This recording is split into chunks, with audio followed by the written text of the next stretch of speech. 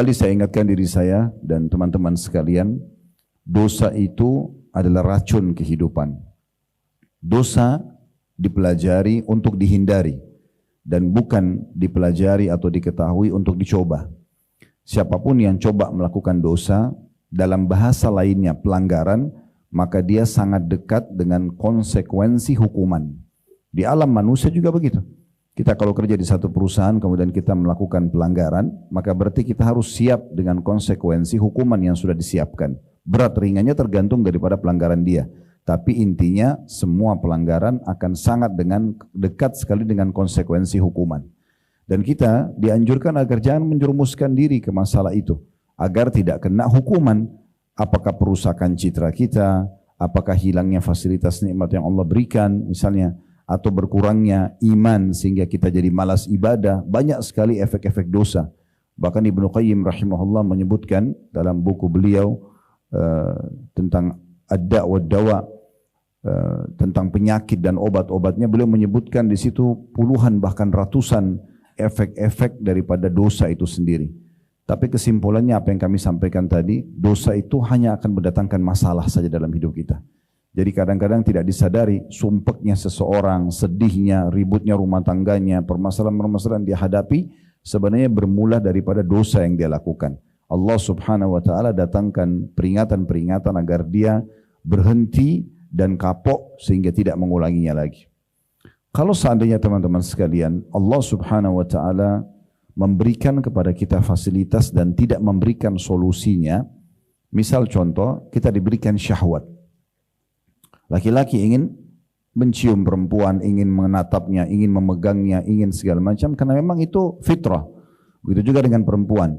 Tanpa ini tidak akan ada populasi manusia. Andai saja Allah tidak hiasi kita laki-laki dengan syahwat, perempuan juga dengan syahwat saling suka, tidak mungkin kita mau tumpahin sperma kita, tidak mungkin juga dia mau menerima sperma itu sehingga dia hamil, gendong bayi sampai 9 bulan di perutnya, dengan susah payah, melahirkan kadang-kadang harus mempertaruhkan nyawa misalnya.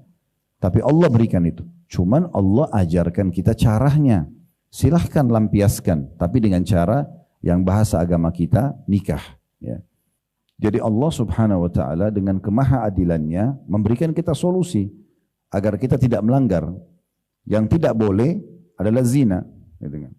Pelampiasan dengan tidak mengikuti syariat Allah subhanahu wa ta'ala. Lampiaskan dengan halal, maka Allah berikan pahala yang besar. Sebagaimana sabda Nabi SAW, fi bidi ahdikum sadaqah.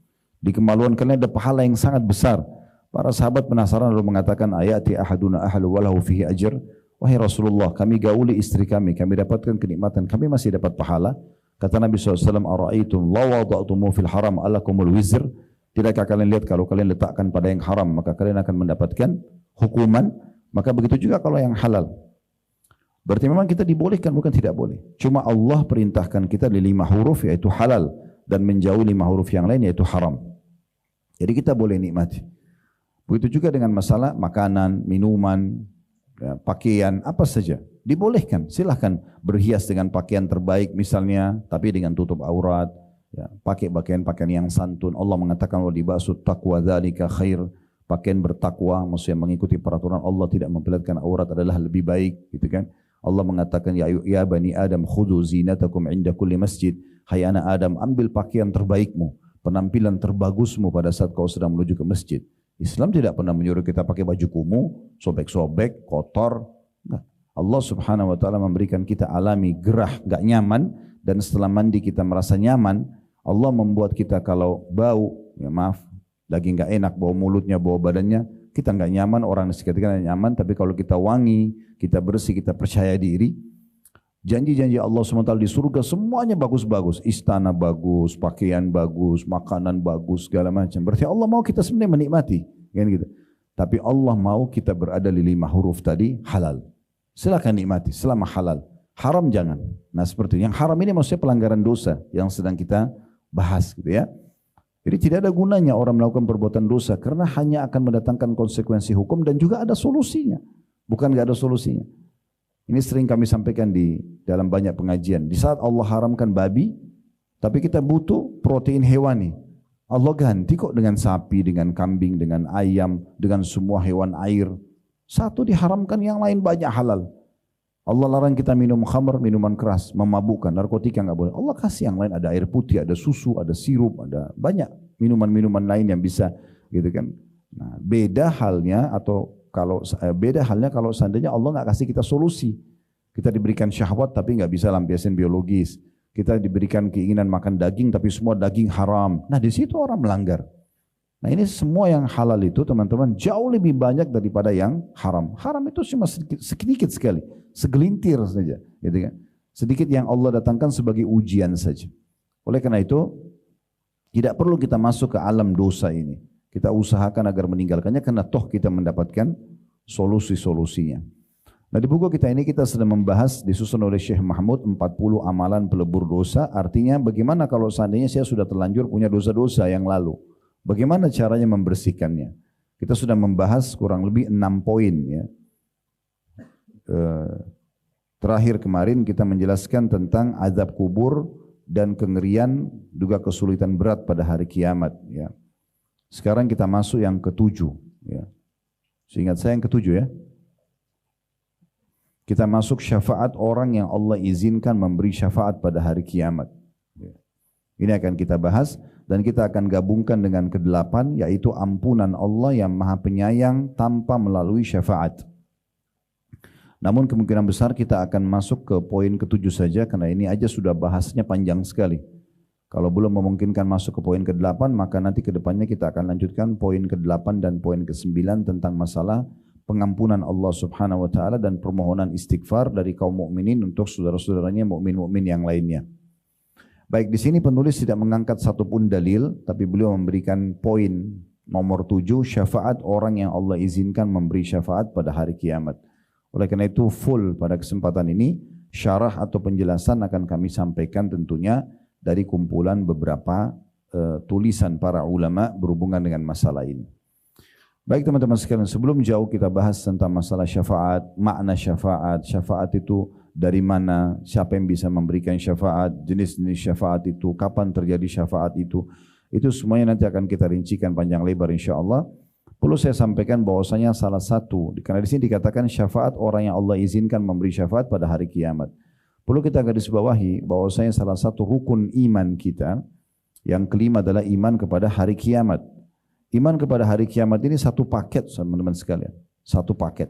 Satu paket maksudnya dari prosesi kematian, ya mungkin tidak asing selalu terjadi setiap hari kematian, baik itu dari kerabat kita, teman-teman, tetangga, segala macam, pasti. Dan kita semua juga sedang menuju ke liang lahat masing-masing. Kita tinggal nunggu siapa yang jatuh ke liang lahat itu duluan. Itu pasti. Karena Allah mengatakan, kullu nafsin dha'iqatul maut. Semua jiwa pasti akan mati.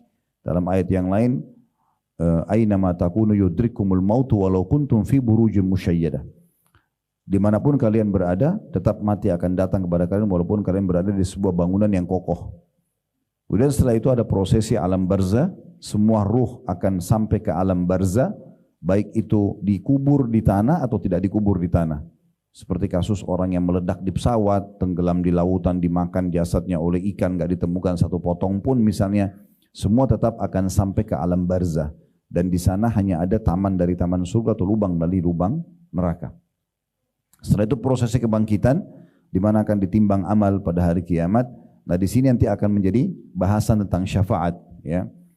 Pada saat itu Allah mengatakan faman ya'mal mithqala dzarratin khairan yara, siapa yang berbuat seperti biji sawi dari kebaikan akan diperlihatkan, wa may ya'mal mithqala dzarratin syarran yara, siapa yang berbuat seperti biji sawi dari keburukan juga akan diperlihatkan. Beruntunglah orang yang memang nanti akan lebih berat amal soleh daripada dosa-dosanya. Kemudian setelah itu ada surga dan neraka. Dan kita akan membahas di prosesi yang ketiganya, yaitu nanti pada saat kebangkitan pada hari kiamat. Nah, ini yang dimaksud dengan nanti ada syafaat. Dan memang kita sangat butuh sekali dengan syafaat ini. Syafaat ini diterjemahkan oleh para ulama dengan definisinya. Ya. Kalau syafaat itu sendiri diambil dari kata-kata syafa'a yashfa'u, yang berarti sebenarnya lawan daripada al-witru atau ganjil. Witir ganjil, jadi ini sebenarnya seperti genap ya. Kalau kita lihat dalam firman Allah Subhanahu wa taala dalam surah Al-Fajr, di saat Allah Subhanahu wa taala menjelaskan tentang keutamaan Idul Adha dan 10 hari pertama, ya, 10 malam sebelum Idul Adha tersebut, dan hari ke-8 dan hari ke-9-nya. Di 3 ayat pertama surah Al-Fajr, surah nomor 89 ayat 1 sampai ayat 3. Bismillahirrahmanirrahim. Wal fajr, demi subuhnya Idul Adha itu, kejar solatnya dan berkurban setelahnya. Walayalin ashar, dan kejarlah 10 malam berturut-turut sebelum subuh Idul Adha itu. Sebagian ulama mengatakan dari sumpah Allah dalam surah Al-Fajr ini menandakan 10 awal bulan Zulhijjah lebih afdal daripada 10 terakhir Ramadan. Kita sekarang ada Ramadan, 10 terakhirnya ada Lailatul Qadar.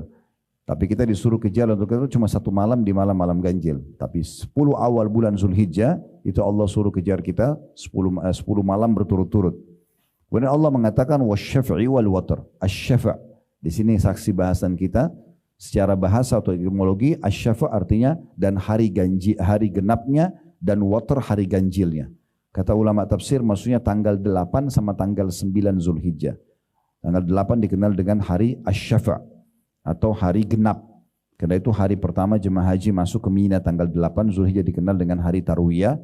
Tanggal 9-nya dikenal dengan hari witr atau hari ganjil, itu adalah hari Arafahnya. Ini secara etimologi.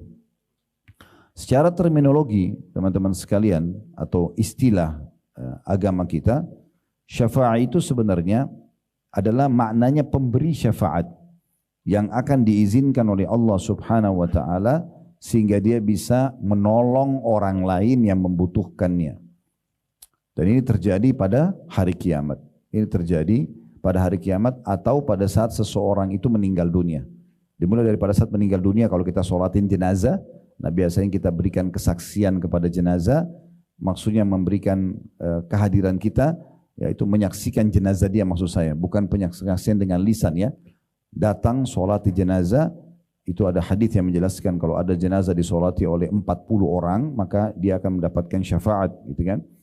Kemudian juga pada saat nanti kebangkitan, juga seperti itu akan mendapatkan syafaat di saat buku amal kita ya diisi dengan amal soleh dan dosa, tapi dosanya lebih berat daripada amal solehnya, maka akan ada jenis-jenis syafaat di situ. Nah ini secara terminologi dulu, artinya seseorang ya, yang akan memberikan pertolongan kepada orang lain pada hari kiamat setelah diizinkan oleh Allah Subhanahu wa ta'ala.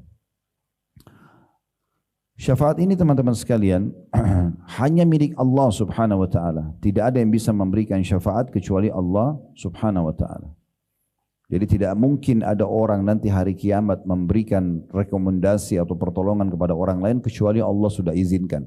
Dan berarti tidak mungkin orang-orang yang Allah murkahi bisa memberikan syafaat. Seperti orang kafir, orang musyrik, orang munafik, ahli maksiat, ini tidak bisa memberikan syafaat.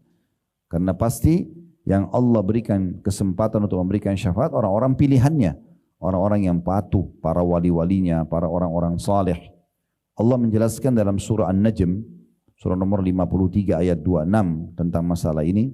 Wa kam min malakin fis samawati la tughni syafa'atuhum syai'an illa min ba'di an ya'zana Allahu liman yasha'u wa yarda. Artinya, dan berapa banyak malaikat-malaikat pun di langit, syafaat mereka sedikit pun tidak berguna kecuali sesudah Allah mengizinkan bagi orang yang dikehendaki dan diridhoinya. Malaikat saja yang tidak ada dosanya tidak bisa memberikan syafaat kecuali yang Allah izinkan di antara mereka. Kata ulama tafsir, kalau begitu malaikat saja tidak buat dosa, tidak bisa berikan syafaat kecuali dengan izin Allah, bagaimana dengan manusia yang pasti dalam hidupnya ada saja dosanya. Jangankan kita, ayah kita semua Adam dan ibu kita semua Hawa alaihissalam berbuat dosa, gitu kan? Allah mengatakan dalam Al-Quran, fa'asa Adamu rabbahu faghawa. Adam telah berbuat dosa pada Tuhannya dan dia melampaui batas karena dilarang pada saat itu, tapi dia langgar bersama istrinya. Lalu Allah hukum, gitu kan? Dan Nabi SAW mengatakan kullu ibni Adam khatta'un wa khairu khatta'in tawwabun. Semua anak Adam pasti buat dosa dan sebaik-baik mereka adalah yang segera bertaubat. Kalau malaikat saja yang tidak buat dosa, Allah sebutkan dalam surah At-Tahrim surah nomor 66 ya, ayat 6, la ya'sunallaha ma amarum wa yaf'aluna ma yu'marun. Mereka tidak pernah bermaksiat kepada Allah dan mereka selalu kerjakan apa yang Allah perintahkan. Itu tidak bisa memberikan syafaat, pertolongan pada hari kiamat ya, kecuali dengan izin Allah, maka begitu juga dengan manusia. Begitu juga dalam surah Al-Baqarah surah nomor 2 ayat 255, dalam surah dalam ayat kursi, man dzalladzi yashfa'u 'indahu illa bi'idznih, ya. Siapa yang dapat memberikan syafaat di sisi Allah tanpa izinnya? Maksudnya ini Allah ya memberikan gambaran tidak mungkin ada yang bisa memberikan syafaat di sisinya Allah nanti hari kiamat kecuali dengan izinnya. Dan sekali lagi yang Allah izinkan hanya orang-orang yang memang di masa di dunianya sangat dekat dengan Allah Subhanahu wa taala sehingga amal-amal soleh mereka jauh lebih berat daripada dosa-dosanya, dan pada saat ditimbang amal mereka lolos, nah di saat itu mereka punya kesempatan untuk memberikan syafaat. Begitu juga dalam surah Thaha surah nomor 20 ayat 109, Allah Subhanahu wa taala berfirman, yauma idzin la tanfa'u syafa'atu illa man adina lahu ar-rahmanu wa radiya lahu qawla. Ya, pada hari itu, hari kiamat, tidak berguna syafaat kecuali syafaat orang yang telah Allah Maha Pemurah memberi izin kepadanya dan dia telah ridha perkataannya. Kalau Allah ridha baru bisa, kalau enggak maka enggak gitu. Ya, ini jelas sekali bagaimana Allah Subhanahu wa taala memastikan tidak akan pernah bisa memberikan syafaat kecuali dari sisi Allah Subhanahu wa taala. Itu dulu tentang syafaat, dan tentu teman-teman sekalian kita sangat butuh sekali dengan syafaat-syafaat ini. Kenapa? Karena memang kita tidak pernah tahu amal soleh yang kita kerjakan apakah sudah diterima atau tidak. Ini kan? Kita berharap diterima, tapi bisa saja mungkin terlintas riya, mungkin kurang khusyuk, kurang pahalanya, sehingga kurangnya kadar pahala juga mengurangi kadar amal soleh itu sendiri. Mungkin kita melakukannya tanpa memenuhi syaratnya. Ada orang pikir dia sudah wudu, padahal sebenarnya belum wudu, misal contoh. Nah, atau sekian banyak yang kemungkinan besar membuat amal soleh itu belum tentu diterima.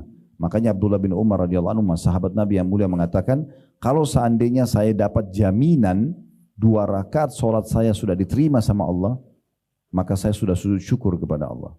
Tapi kan kita cuma berikhtiar, walaupun harus diyakini dalam hati, kita nggak boleh ragu kalau kita sudah penuhi syaratnya, insya Allah Allah akan berikan. Tetapi bisa saja, karena contoh seperti riya, Bapak Ibu sekalian, riya itu mungkin di saat antum sedang mengeksekusi ibadah itu tidak riya. Misal kita lagi tawaf, lagi umroh, lagi sa'i, lagi sedekah, kita nggak riya di saat itu. Tapi bisa saja syaitan grogotin riya itu, ikhlas itu setelah sekian tahun. Contoh misalnya, kita pada saat tawaf nangis karena tersentuh, ikhlas karena Allah, berdoa, menangis tentang dosa-dosa kita, ikhlas. Kita ikhlas, diterima sama Allah. Tapi 3 tahun kemudian ada seorang teman pulang dari umroh, dia cerita, lagi duduk sama-sama, ya ini contoh saja. Dia mengatakan, kemarin tuh saya waktu tawaf, tersentuh banget tuh, sampai saya nangis gini. Misal contoh. Terus syaitan bisikin kita, kamu kan juga 3 tahun lalu pernah ya nangis, coba ceritain. Terus kita cerita, bisa saja terbuka pintu, padahal sudah 3 tahun yang lalu, kan itu. Makanya kata ulama salaf, sesuatu yang paling berat adalah bagaimana menjaga keikhlasan itu sampai ajal datang. Ya. Dan itu bukan hal yang ringan kalau kita memang menganggap remehnya. Nah seperti itu. Contohnya saja. Berarti kita memang sangat butuh dengan syafaat. Atau itu tadi amal soleh yang kurang ya. Atau dosa yang kita kerjakan. Misal kadar dosa kita 100. Lalu kita bertobat kepada Allah. Tapi tobat kita ini kadarnya hanya 90. Misal masih ada sisa dosanya. Maka kita butuh syafaat. Kita butuh pertolongan gitu ya. Dan syafaat itu datangnya dari sisi Allah Subhanahu wa ta'ala. Kemudian datang kepada hamba-hamba Allah yang dimuliakan para malaikat, kemudian juga diizinkan kepada para nabi-nabi dan rasul, baru kemudian pindah ke orang-orang saleh dari kalangan hamba-hamba pilihannya. Maka 4 sumber syafaat ini akan ada. Tentu yang paling mulia adalah syafaat Allah Subhanahu wa taala. Karena dalam sebuah hadis yang sahih dikatakan, setelah semua yang Allah izinkan memberikan syafaatnya, maka Allah Azza wa Jalla akan mengatakan, sesungguhnya tertinggal syafaatku.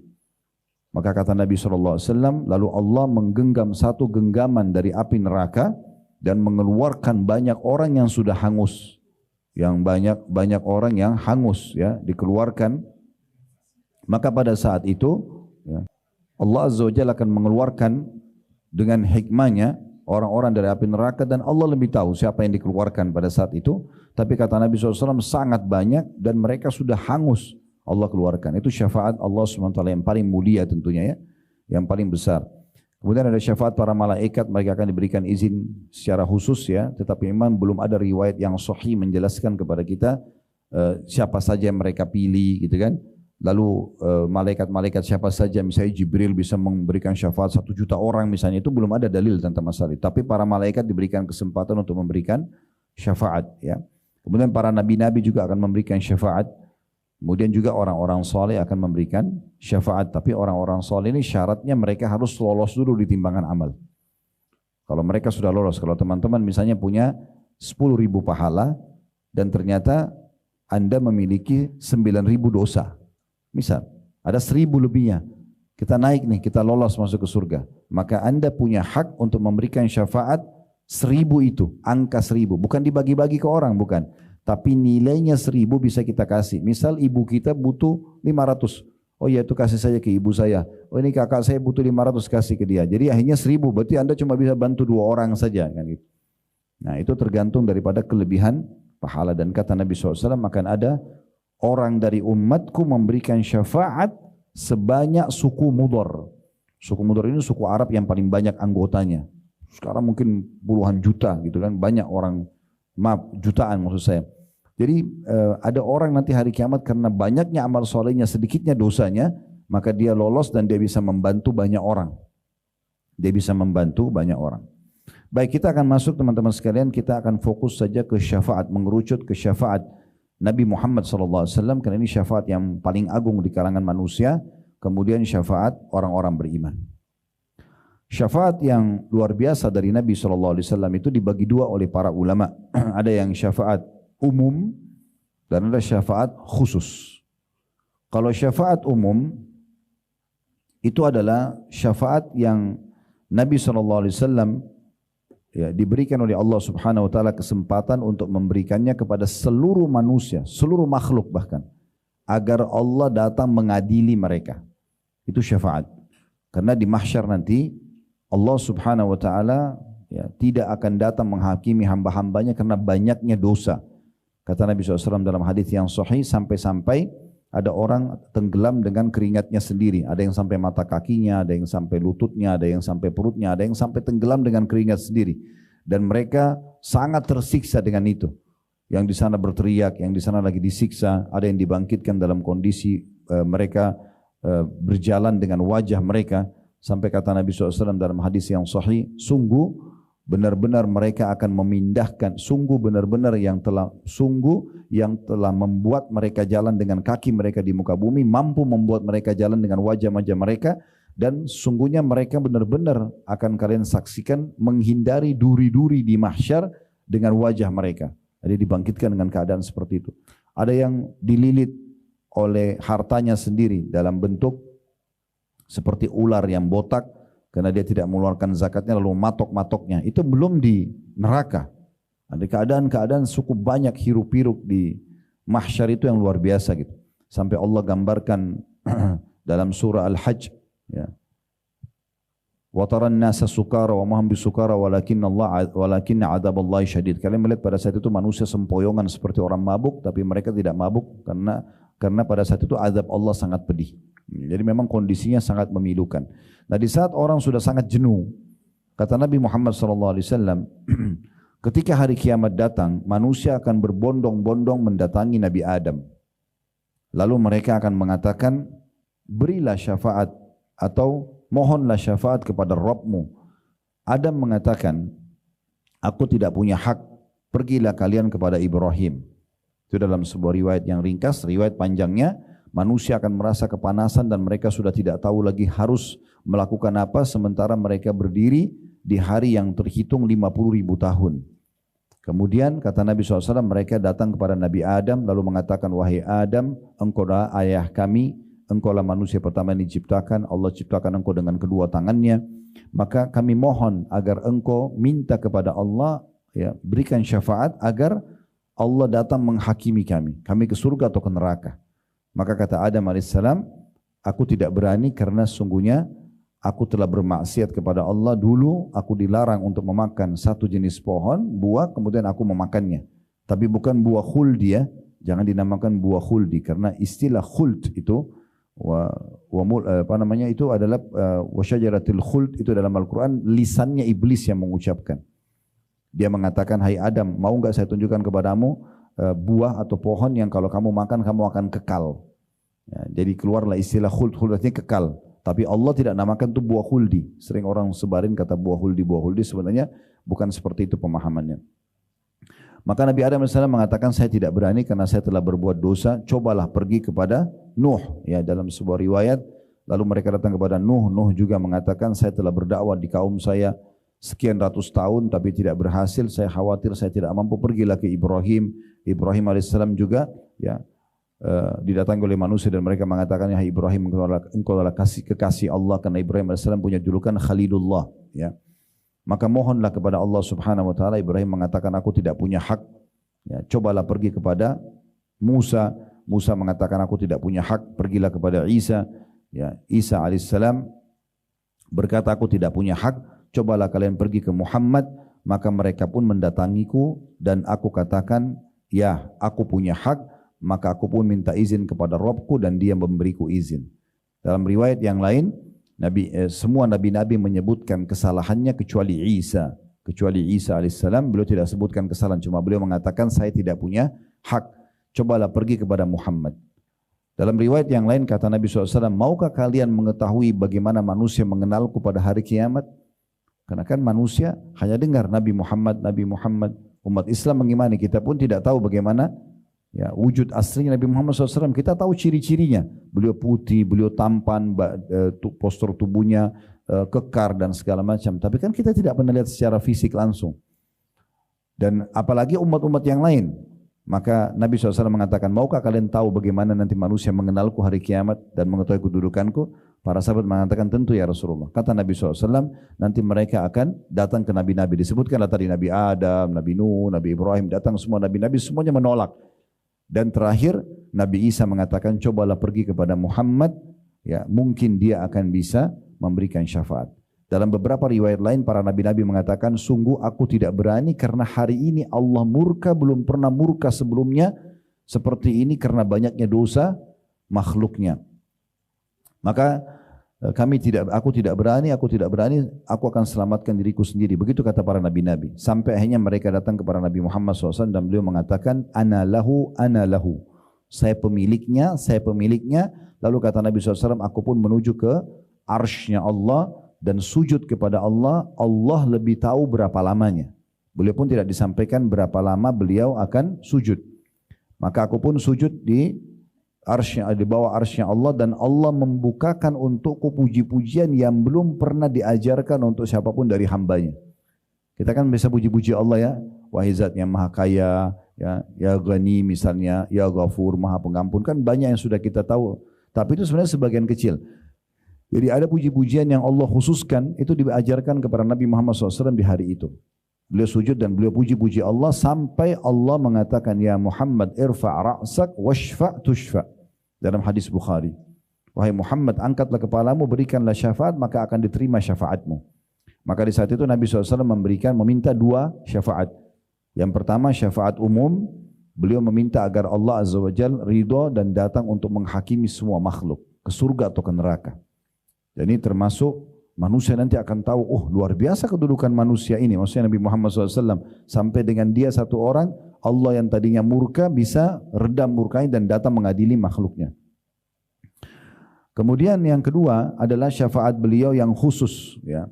Syafaat khusus ini tentu saja maksudnya kita bicara di akhirat ya. Itu khusus untuk orang-orang beriman dari kalangan hamba-hambanya, dari kalangan umatnya, pilihan dari kalangan umat Nabi Muhammad SAW walaupun pelaku dosa besar. Ya, kita berbeda dengan pemahaman Murji'ah, kemudian Mu'tazilah, mereka yang menolak ya, mengatakan tidak ada syafaat untuk pelaku dosa besar. Enggak. Nabi SAW mengatakan, ya, sesungguhnya syafaatku juga akan berlaku, syafaati li ahlil kabair min ummati. Syafaatku juga berlaku pada pelaku dosa besar dari umatku. Bukan berarti kita gampang-gampangin, nggak boleh kita bilang, oh kalau gitu kan saya biar berbuat dosa besar, toh Nabi juga akan berikan syafaat. Bukan begitu pemahamannya. Tetapi karena kita tidak tahu siapa yang akan Nabi pilih, pemberi syafaat bebas memilih. Bisa saja kita tidak dipilih misalnya, kan gitu. Jadi jangan masuk ke ranah itu. Tetapi salah satu yang Allah berikan adalah Nabi SAW memberikan syafaat khusus untuk umat-umatnya yang membutuhkan masalah itu. Yang membutuhkan masalah itu. Baik, jadi syafaat umum itu datang Allah SWT menghadiri hamba-hambanya, kemudian ada syafaat khusus untuk orang-orang beriman. Dan di saat itulah Nabi SAW kemudian memberikan syafaat beliau kepada umat-umatnya yang dipilih. Ya, kita tidak tahu siapa saja. Tetapi Nabi SAW akan menunjuk siapa yang diinginkan dan tidak dirincikan siapa saja akan dipilih oleh Nabi SAW. Ya.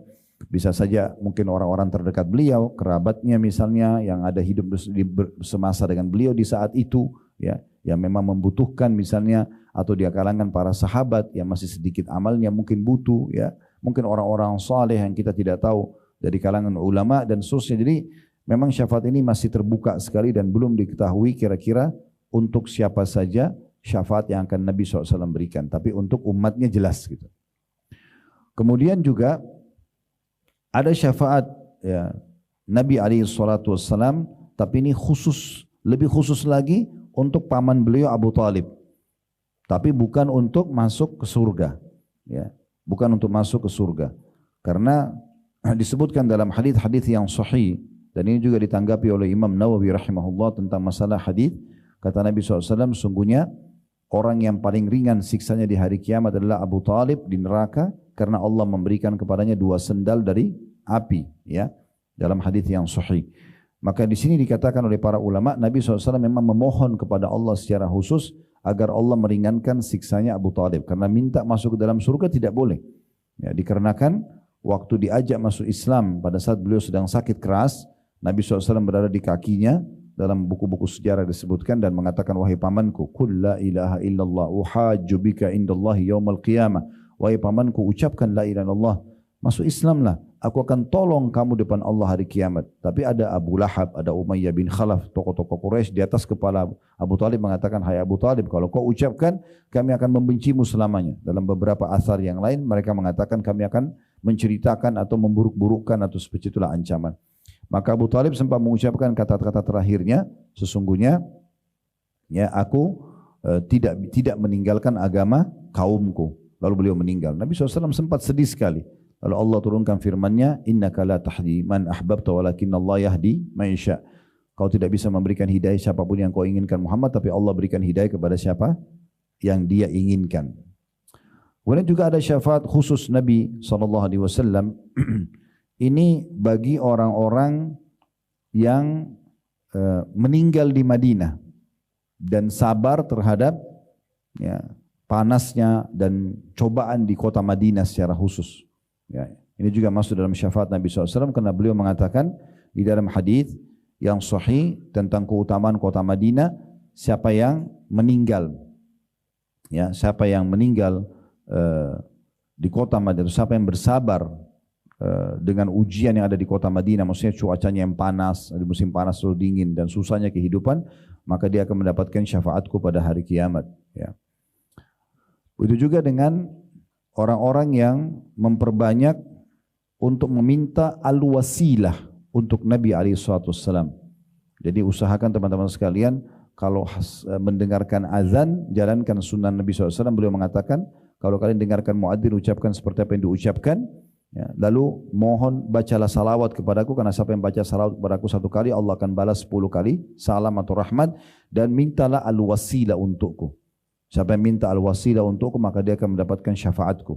Apa itu wasilah? Wasilah itu teman-teman istana termewah di surga. Istana termewah di surga yang paling bagus, paling leks cuma 1. Semua bagus, tapi ini yang paling luar biasa. Ini super VIP-nya udah. Ya. Hanya untuk 1 orang saja. Kata Nabi SAW, sesungguhnya al-wasilah itu adalah 1 istana terbaik di surga dan hanya untuk 1 orang hamba. Dan aku berharap aku pemiliknya, siapa yang memohon wasilah untukku, dia akan mendapatkan syafaatku. Nah, jadi kita selalu membaca Allahumma rabb hadhihi al-da'wati tamma was salatil qa'imah ati Muhammadanil wasilata wal fadila. Al-wasilah ini itu adalah istinad. Ini bisa mendatangkan syafaat Nabi alaihi salatu wassalam. Nah, ini contohnya. Begitu juga dengan syafaat Nabi SAW kepada orang-orang khusus, ya, yang beliau sebutkan sendiri namanya. Ya, seperti Nabi SAW pernah mendoakan secara khusus Abu Salamah radhiyallahu anhu, sahabat yang mulia, yang pada saat setelah meninggal, selesai masa iddah istrinya Ummu Salamah, Nabi SAW menikahi Ummu Salamah. Ya. Kata Nabi SAW, Allahumma gfir li Abi Salamah warfa' darajatu fil mahdiin wafsah lahu fi qabri. Ya Allah, ampunilah Abu Salamah, angkat derajatnya kepada orang-orang yang diberi petunjuk dan lapangkanlah kuburannya. Dan cukup banyak nama-nama individu begini yang sempat Nabi SAW sebutkan, kita tidak rincikan satu persatu, tapi ini sebagai contoh saja. Ada di antara mereka memang yang Nabi SAW sebutkan secara khusus nama-namanya, ya, di kalangan para sahabat Nabi. Nah, ini syafaat Nabi alaihi salatu wassalam. Dan orang yang paling bahagia nanti di hari kiamat dengan syafaat Nabi SAW disebutkan dalam sebuah hadis yang sahih. Pernah Abu Hurairah bertanya radhiyallahu anhu kepada Nabi SAW, ya Rasulullah, man as'adun nas, ya, bi syafa'atika yaumul qiyamah. Wahai Rasulullah, siapakah orang yang paling bahagia nanti dengan pemberian syafaatmu hari kiamat? Mereka akan sangat senang dengan syafaat yang Anda berikan. Maka beliau mengatakan dalam sebuah riwayat, wahai Abu Hurairah, saya tidak menyangka ada siapapun yang menanyakan ini kepadaku kecuali engkau. Maka ketahuilah bahwasanya as'adun nasi bi syafaati yaumil qiyamah man qala la ilaha illallah khalisan min qalbihi aw nafsihi. Orang yang paling bahagia dengan syafaatku nanti hari kiamat adalah orang yang mengucapkan la ilaha illallah tulus dari hatinya atau dalam jiwanya. Dalam riwayat lain, as'adun nasi bi syafaati yaumil qiyamah man qala la ilaha illallah khalisan min qalbi. Orang yang paling bahagia dengan syafaatku hari kiamat adalah orang yang mengucapkan la ilaha illallah tulus dari hatinya, ya. Maka itu akan mendapatkan syafaat yang paling bahagia bagi dia, karena dengan walaupun banyak dosanya yang dia kerjakan, tapi karena dia tulus dengan ini, dia ucapkan la ilaha illallah, dia renungi dengan fikirannya, ya, dia yakini dengan hatinya, kemudian dia praktikkan dalam kehidupannya, ini akan mendapatkan syafaat dari Nabi SAW yang paling bahagia nanti pada hari kiamat. Ibnu Taimiyah mengatakan, menjelaskan hadis di atas tadi, itulah syafaat yang akan diperoleh orang-orang bertauhid dengan izin Allah, dan mustahil akan diterima oleh orang-orang yang berbuat syirik kepada Allah Subhanahu wa taala. Maka hakikatnya Allah lah yang akan memuliakan hamba-hambanya yang ikhlas atau bertauhid, mengampuni dosa-dosa mereka dengan perantara permohonan orang yang telah diizinkan oleh Allah Subhanahu wa taala untuk memberi syafaat sebagai bentuk permuliaan dan pemberian kedudukan yang termulia. Sedangkan syafaat yang ditolak oleh Al-Quran adalah yang disertai dengan perbuatan syirik, ya. Oleh sebab itu Allah Subhanahu wa taala menetapkan bahwa seluruh syafaat harus dengan izinnya, dan Nabi SAW menetapkan pula bahwa syafaat tidak akan diberikan kecuali kepada orang-orang yang ikhlas dan juga bertauhid. Jadi ini syafaat-syafaat yang diberikan oleh Nabi alaihi salatu wassalam kepada umatnya, ya. Juga masuk di dalam masalah ini adalah orang yang berusaha selalu mendekatkan diri kepada Nabi SAW. Kalau di masa hidup beliau, itu adalah orang-orang yang selalu mendekatkan diri. Maksudnya memang khusus gitu. Ada yang mau melayani Nabi SAW, ada di antara sahabat berkhidmah hanya untuk misalnya, apa ya Rasulullah, apa yang bisa saya jadi pelayan anda nih. Ada orang yang datang hanya untuk menyiapkan sendal sama siwak beliau, namanya Abdullah bin Mas'ud. Ada yang khusus untuk melayani pembelanjaan di pasarnya, ya Anas bin Malik. Ya, ada orang yang khusus untuk memasang pelana kuda beliau pada saat mau berperang, Kirkira atau Karkara. Kemudian ada banyak sekali, ya, di antara sahabat, ada yang menjadi anak angkat beliau dan pelayan beliau, Zaid bin Haritha, bersama dengan anaknya Usama bin Zaid radhiyallahu anhu majma'in. Nah, semua ini orang-orang yang luar biasa gitu. Kemudian orang-orang yang menjadi pasangan hidup beliau, ya, semua ummahatil mukminin. Kemudian juga yang menjadi mertua beliau, otomatis, ya, yang menjadi anak mantu beliau. Ada mertua Abu Bakar sama Umar, ada anak mantu beliau Utsman dan Ali radhiyallahu anhu majma'in yang Allah pilih menjadi khulafaur rasyidin. Maka semua ini pasti orang-orang yang sangat pantas untuk mendapatkan syafaat-syafaat Nabi alaihi salatu wassalam. Mungkin anda berkata begini, Baik, syafaat ustadz kan itu menolong orang yang kurang amal solehnya, ya, supaya dia masuk ke surga. Misalnya amal solehnya 100, dosanya 90 misalnya. Maaf, dosanya 100, amal solehnya 90, kurang. Maka dengan syafaat, misalnya dimaafkan 20 dosanya, dari 100 sisa 80, amal solehnya 90, maka dia lolos karena dia masuk. Itu benar, itu salah satu ya cara untuk syafaat. Tapi ada juga syafaat yang lain yang banyak orang tidak ketahui, yaitu setelah kita masuk surga pun masih bisa dengan syafaat Nabi Muhammad SAW misalnya, itu diangkat ke derajat yang tidak bisa kita jangkau dengan amal kita. Jadi tidak harus pembersihan dosa, gitu kan? Tapi bisa saja derajat kita sudah sampai di derajat 80 misalnya, kita bisa pindah ke derajat 90, bisa ke 100 dengan syafaat Nabi alaihi salatu wassalam. Maksud dalam masalah ini adalah orang yang memperbanyak sekali membaca salawat, orang yang mendekatkan diri tadi kepada Nabi SAW di masa hidup beliau, dan orang mendekatkan diri kepada Nabi SAW setelah meninggal beliau. Maksudnya adalah selalu berusaha untuk mempelajari sejarah beliau, menjadikan beliau sebagai suri tauladan, kemudian juga selalu mempertahankan sunnah-sunnah beliau, memurnikannya, membaca salawat kepada beliau SAW. Ini semua adalah orang-orang yang sangat pantas mendapatkan syafaat beliau. Kalaupun mereka amal solehnya banyak, berarti akan menambah lagi derajatnya di surga, gitu ya. Kalau dosanya masih ada, maka dosanya akan dimaafkan sehingga bisa lolos masuk ke dalam surga itu sendiri. Maka ini termasuk orang-orang yang akan mendapatkan syafaat Nabi SAW, dan ini kita berharap tentunya. Oleh karena itu semasa hidup di dunia teman-teman sekalian, walaupun kita tidak bertemu dengan Nabi secara langsung, tapi kita berusaha agar selalu menjadikan beliau sebagai idola kita, suri tauladan kita, mempelajari semua sunnah-sunnahnya, kita terapkan dalam kehidupan, gitu kan? Baik itu yang perintah beliau wajib ataupun perintah beliau hukumnya sunnah saja. Ya, jangan kena amal sunnah lalu kita mengatakan, ya kan cuma sunnah. Kenapa enggak puasa Senin Kamis, kan cuma sunnah. Kenapa enggak sholat duha dan sholat tahajud, kan cuma sunnah. Kenapa enggak zikir pagi petang, kenapa enggak baca Quran, kan cuma sunnah. Jadi sunnah juga perintah Nabi SAW. Kalau anda mau dapatkan syafaat beliau, berarti memang kita harus nyata mendekatkan diri kepada Nabi SAW walaupun beliau sudah meninggal. Dengan cara-cara tentunya yang dibolehkan secara syariat. Dibolehkan secara syariat, tidak boleh kita sembarangan juga melakukan dengan alasan mencintai Nabi, tapi sebenarnya kita tidak mencontohi apa yang beliau ya ajarkan. Dan Nabi SAW pernah bersabda kepada para sahabat, saya ingin sekali bertemu dengan saudara-saudaraku. Maka kata para sahabat, ya Rasulullah, kami saudara-saudara anda. Kata Nabi SAW, bukan, kalian adalah sahabat-sahabatku, saudara-saudaraku yang datang sepeninggalku nanti. Ya kita ini dianggap saudara oleh Nabi SAW, gitu kan? Maka para sahabat mengatakan, ya Rasulullah, bagaimana anda bisa mengenal mereka? Sementara nanti ketemunya di mahsyar. Kita tidak ketemu lagi Nabi di dunia, gitu kan?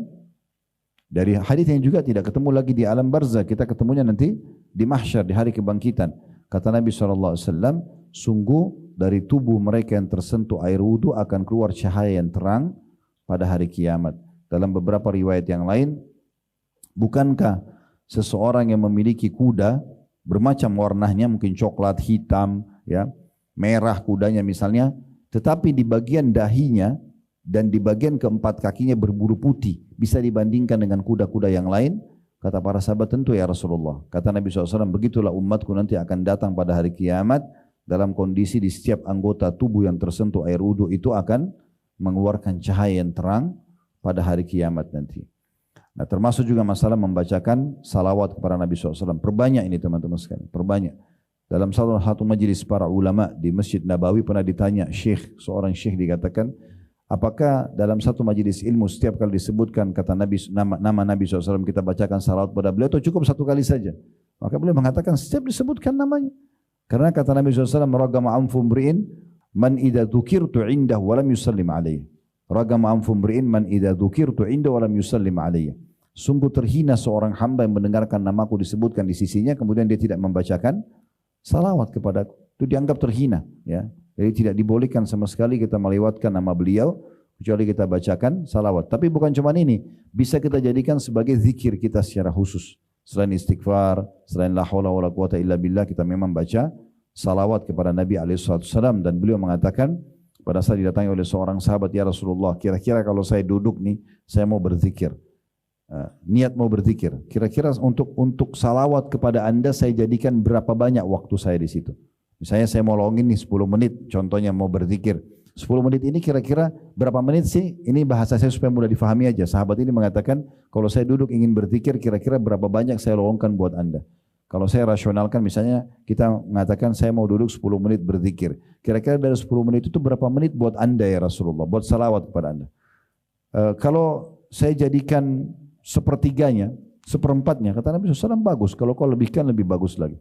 Dia bilang bagaimana kalau setengahnya? Kata Nabi SAW, bagus. Tapi kalau kau lebihkan, bagus lagi. Dia bilang kalau 2/3 ya Rasulullah, kata Nabi SAW, bagus. Tapi kalau kau lebihkan lebih bagus lagi. Dia mengatakan kalau gitu ya Rasulullah, saya kalau duduk untuk berzikir, saya akan khususkan, saya tidak campur dengan zikir lain, baca salawat kepada Anda saja.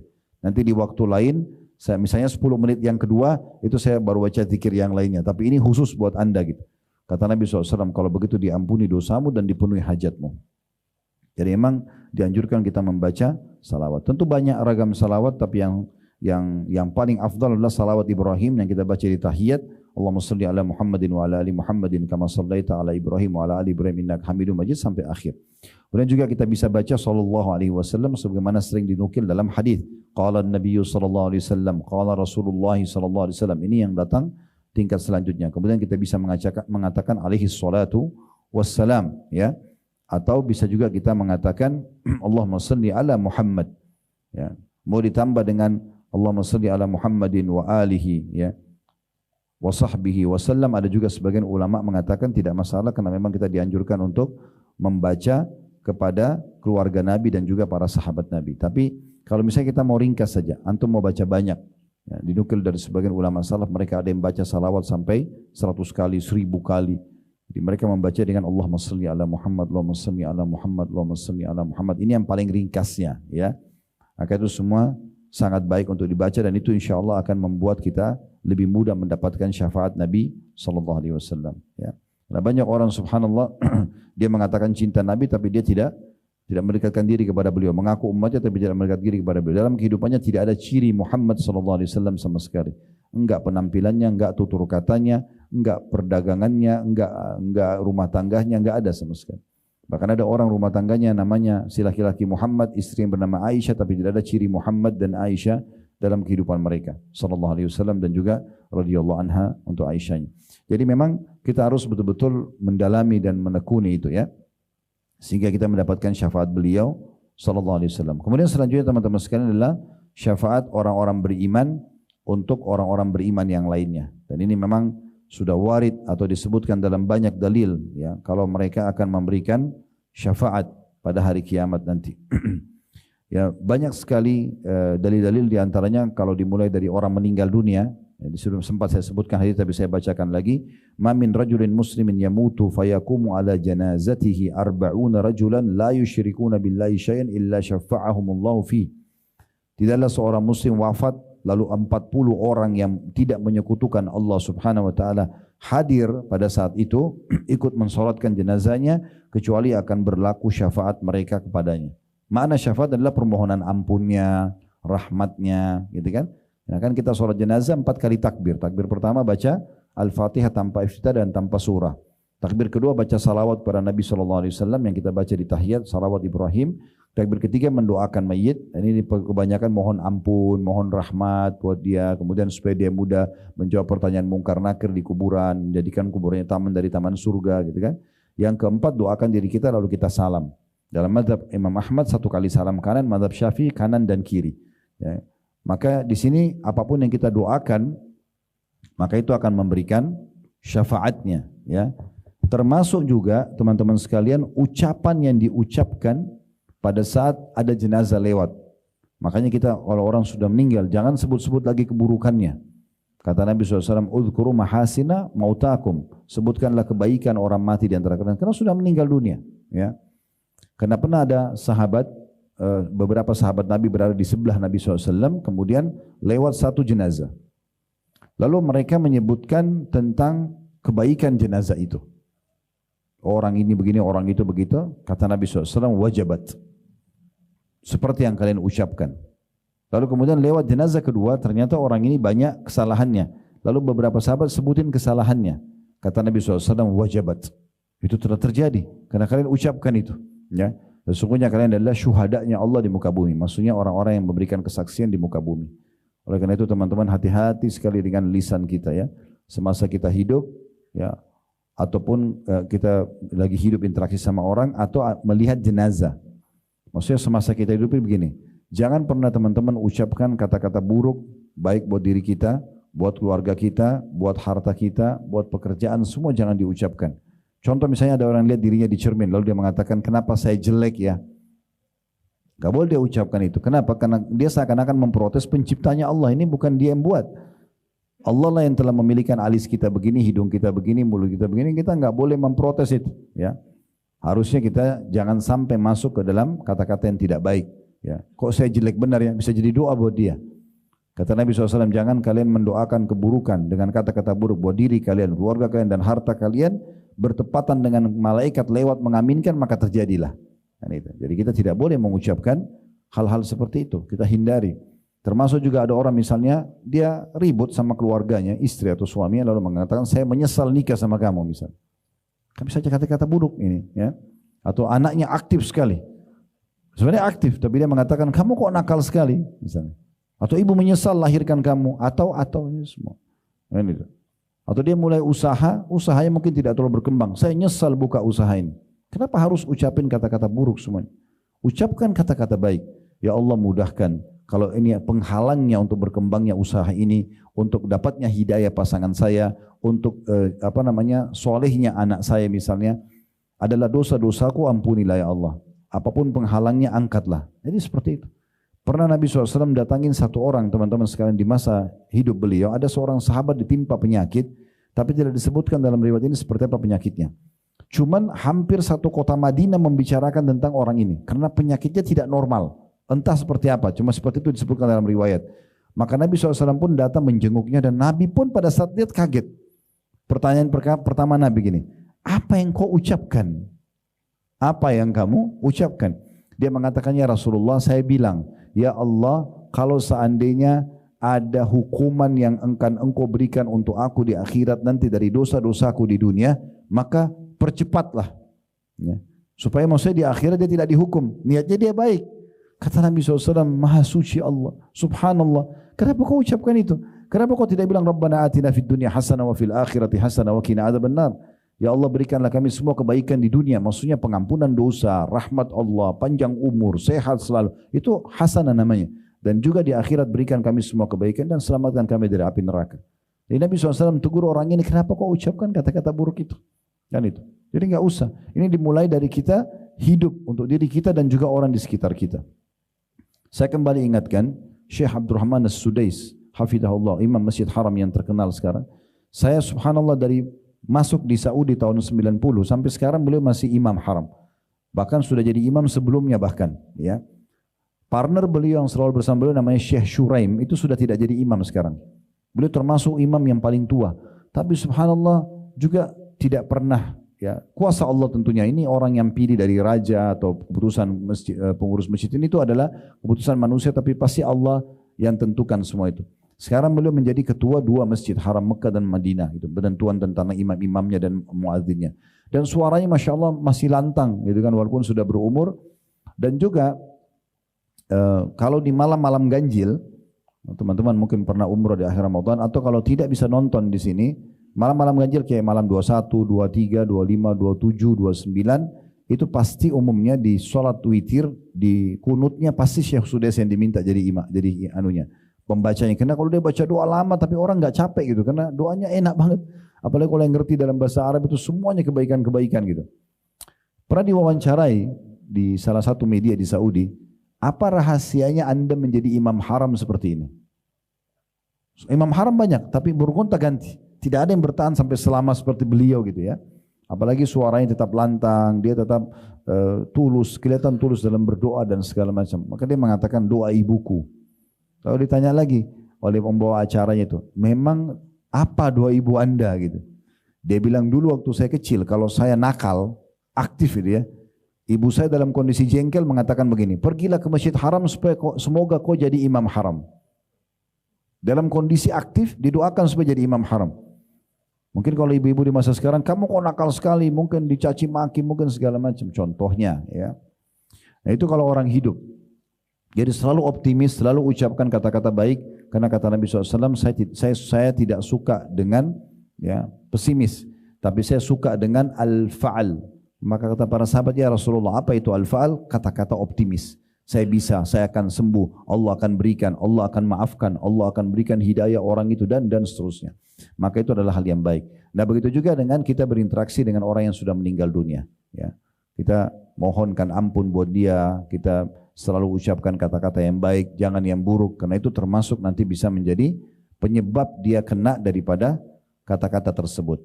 Kalau ada yang mengatakan begini, Ustaz, saya kan jengkel banget sama orang ini, karena dia semasa hidupnya suka, atau anggaplah dia masih hidup dulu, nanti baru kita bicara kalau yang sudah meninggal, orang masih hidup.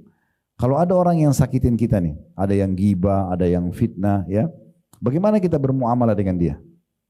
Kita bisa melakukan dua hal, menjaga jarak dengan dia, dan doakan agar dia dapat hidayah. Tapi kan saya jengkel sekali Ustaz, saya ingin supaya dia dihukum sama Allah. Baik, kalau anda merasa terzalimi, anda bisa berdoa dengan dua cara. Yang pertama tidak efektif, dan hanya murni balas dendam. Yang kedua efektif. Yang tidak efektif ini misalnya, ya Allah dia ghibah saya, butain matanya. Misal, dia jengkel, ya Allah orang ini tidak bayar utangnya, putuskan kakinya. Misal, terzalimi iya, bisa diterima doanya. Tapi ini murni balas dendam. Allah kasih nih buta matanya orang itu. Habis itu apa? Udah nggak ada. Kita nggak akan terima apa-apa lagi karena sudah terbalaskan. Itu tidak efektif. Karena selalu yang ada dendam, sakit hati. Nah ini dijamin cepat tua, gitu kan. Atau yang kedua efektif, doakan supaya dapat hidayah. Ya Allah berikan dia hidayah supaya dia bayar utangnya, berikan dia hidayah supaya dia berhenti menggunjing orang, memfitnah orang dan segala macam misal. Lalu Allah kabulkan, karena kita kan terzalimi. Orang yang terzalimi tidak ada hijab antara dia sama Allah Subhanahu wa taala. Kata Nabi SAW kepada Muadz bin Jabal dalam hadis Bukhari Muslim, wattaqi da'watal mazlum fa inna laisa bainallahi hijab. Hati-hati kau dengan doanya orang yang terzalimi karena tidak ada hijab antara dia sama Allah Subhanahu wa taala. Kita doakan, lalu dia dapat hidayah. Maka semenjak dia dapat hidayah, sampai nanti kapanpun kita akan dapat pahalanya. Kita akan dapat pahalanya. Nah ini kalau kita masih hidup. Orang sudah meninggal juga sama. Untuk apa kita balas kezaliman dia dengan kezaliman? Dia buat jahat, ya udah dia sudah meninggal. Kita mengatakan ya Allah ampunilah dia. Semoga Allah maafkan dia. Waktu terjadi fitnah ifk. Kalau pernah dengar ini fitnah yang disebarkan oleh Ubaidillah bin Salul, ya. Ini pimpinan orang munafik. Dia menyebarkan fitnah waktu itu setelah peperangan Bani Mustaliq, salah satu peperangan Nabi SAW, bahwasanya Aisyah berzina dengan Safwan. Kisah ifki yang sangat masyhur, fitnah yang tidak masuk akal pada saat itu, dan tersebar gosip itu kalau Aisyah berzina sama Safwan. Dan Allah turunkan pembelaan dalam surah An-Nur, surah nomor 24 dalam Al-Quran, dijelaskan panjang lebar tentang masalah pembelaan tersebut. Kalau itu tidak benar, dan yang menyebarkan fitnah itu dicambuk. Ada 3 orang yang kena cambuk pada saat itu. Hamna binti Jahash, itu adalah ipar Nabi SAW, saudaranya Zainab binti Jahash. Ada Hasan bin Thabit, itu penyairnya Nabi SAW, dan ada Muslim bin Abi Muslih, ya. Ini ada yang mengatakan juga Marsad namanya, tapi yang ada beberapa riwayat, tapi ini jelas sepupunya Aisyah. Dulu Abu Bakar membiayai hidupnya orang ini. Dia termasuk orang Badar, dibiayai hidupnya segala macam, tapi rupanya waktu tersebar gosip ini dia ikut-ikutan. Abu Bakar marah. Abu Bakar begitu tahu, langsung Abu Bakar mengatakan, demi Allah mulai sekarang saya tidak akan biayai hidupmu lagi. Wajar. Dia biayai selama ini hidupnya, terus tiba-tiba sebarin gosip gak benar gitu. Maka Allah SWT menurunkan dalam surah An-Nur, ala tuhibbuna yakfirallahu lakum. Ya. Nah, makna ayat itu, tidak maukah kalian dengan memaafkan orang lain, Allah memaafkan dosa kalian. Dan kata ulama tafsir, ayat ini turun kepada Abu Bakar radhiyallahu anhu. Maka Abu Bakar mengatakan, tentu ya Tuhanku, aku ingin dimaafkan. Maka beliau membayar kafarah, denda atas sumpahnya. Kan dia bilang atas nama Allah. Dia memberikan makan 10 orang miskin. Kemudian beliau kembali memberikan bantuan kepada sepupunya tadi, atau sepupu Aisyah yang telah menyebarkan fitnah. Jadi memang ada satu hal yang harus kita perhatikan. Setiap kita berbuat baik teman-teman sekalian, itu akan datangkan manfaat yang besar buat kita. Baik muamalah dengan manusia ataupun pengampunan dari Allah Subhanahu wa taala. Ada hadis penting juga yang perlu kita ketahui. Ini hadis perlu direnungi baik-baik, yang saya langsung baca saja terjemahan bahasa Indonesianya.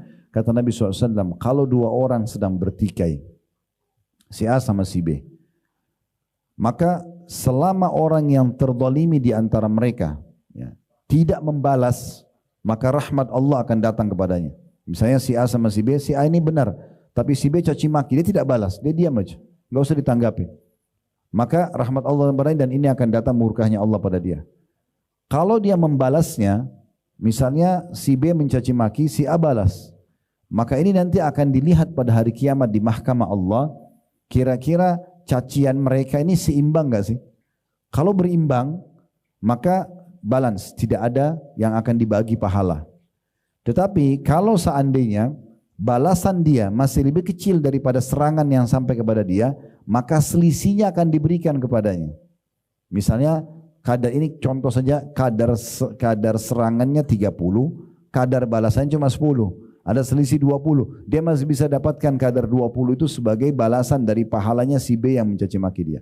Cuma yang jadi masalah ini, kalau kata Nabi SAW, balasan orang yang terzalimi itu lebih besar daripada yang menyerangnya, misalnya dia digosipin tapi dia balas dengan membunuh. Membunuh lebih besar enggak?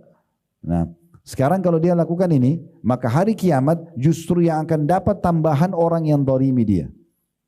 Lalu untuk apa kita balas gitu kan? Makanya para ulama salaf itu selalu tersenyum kalau sudah ada yang gosipin mereka, ada yang mau bicara tentang hal yang buruk atau fitnah, mereka senyum saja.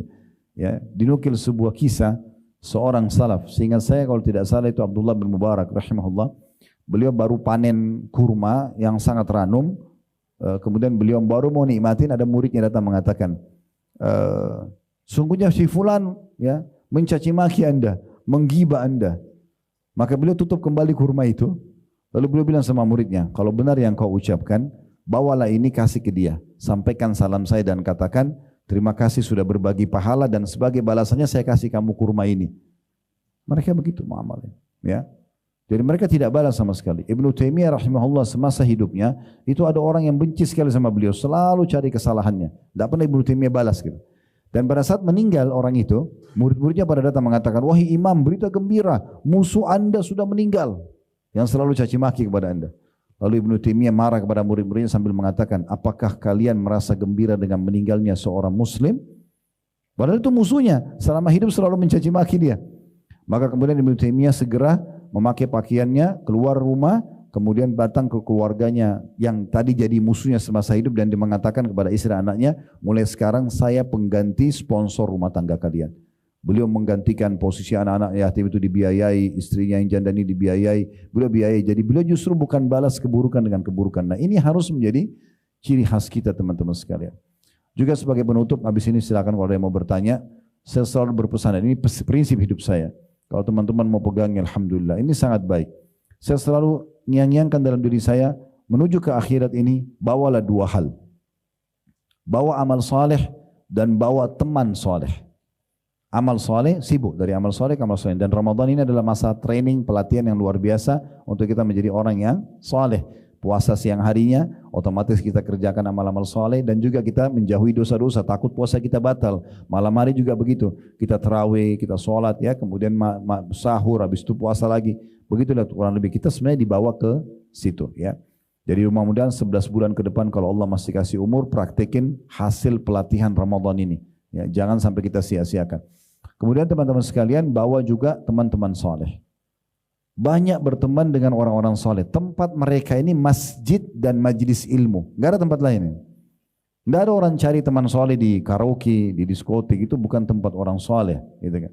Tempatnya mereka di masjid dan majlis ilmu. Itu tempat-tempat mereka. Azan sab pertama. Mereka selalu hadiri pengajian para ulama-ulama. Nah itu orang-orang soleh. Jadikan mereka teman-teman. Karena dalam sebuah hadis yang sahih, kata Nabi SAW, nanti di hari kiamat ada orang masuk neraka. Begitu dia masuk neraka, orang semua di neraka itu lihat orang yang lagi disiksa di depannya. Kemudian tiba-tiba ada malaikat mengeluarkan orang tersebut. Dikeluarkan. Lalu ahli neraka, kata Nabi SAW, saling bertanya. Dia keluar karena amal soleh kah? Dia keluar karena ini kah? Karena itu kan mereka tebak-tebak. Ya. Tapi tidak ada jawaban yang benar. Lalu malaikat mengatakan dia dikeluarkan karena syafaat temannya yang soleh. Maka mereka pun di ahli neraka pada saat itu berharap selama di dunia mereka punya teman-teman yang soleh. Dikeluarkan dari neraka karena syafaat orang-orang tersebut. Ya. Kemudian jangan bawa dua hal, jangan bawa dosa. Sudah cukup, dosa-dosa yang lalu sudah dikerjakan, selesai. Setiap kali kita pengajian begini teman-teman sekalian, kita bicara sekarang ke depan. Kita nggak bicara masa lalu. Kita bicara sekarang ke depan. Kalau Allah subhanahu wa ta'ala mudahkan kuping kita semua mendengarkan peringatan-peringatan kalau Allah, kalau Rasul, apa yang menyentuh hati kita, berarti mulai sekarang kita perbaikin. Kalau masa lalu kita punya dosa, kita bermohon taubat kepada Allah, ke depannya jangan ulangi. Kita sedang tidak membahas yang lalu-lalu. Jadi tinggalkan semua dosa, ini bahaya. Jangan bawa dosa, karena dosa tadi sudah kita bilang di pembukaan kita, konsekuensinya berat. Dan jangan bawa musuh. Jangan bawa musuh. Jangan bangun tidur sampai tidur taunya gosipin orang, fitnah orang, cari kesalahan orang, manipulasi data dan segala macam. Jangan punya musuh, enggak usah. Teman-teman kita ini sudah ditentukan rezekinya. Lalu untuk apa ribut dengan orang lain tentang masalah rezeki? Kata Nabi SAW, tidak akan meninggal satu nyawa, satu jiwa tidak akan meninggal, tidak dicabut ruhnya, kecuali sampai kepadanya rezeki terakhirnya.